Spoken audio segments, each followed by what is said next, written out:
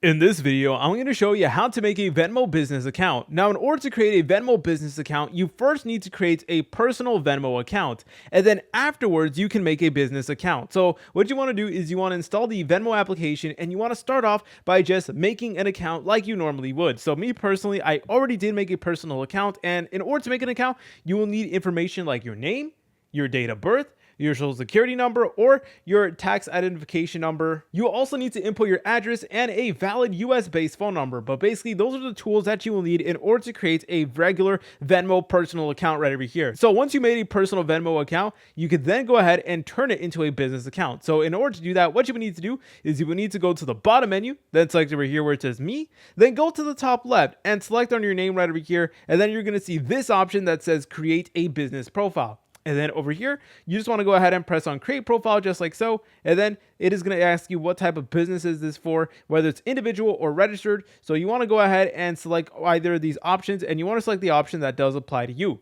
So let's say you wanted to go ahead and press on registered. You can go ahead and set up things like partnership, corporation, etc. So let's say it's a partnership right over here. And it basically over here, it is going to allow you to customize your profile even more. So you can add a business display name, a business username. You can talk about your business and even enter your business category as well. So those are all great features that Venmo does have to offer. Now, depending on what type of corporation you have, depending on like what type of legal system you do have, you may need to enter in different information. So again, just keep that in mind, and it will depend on how you actually set up your business. And you will need to submit your social security, or if you have a corporation, your EIN number for tax purposes. And if you lack your EIN number, a third party can apply for one online on your behalf via the IRS website.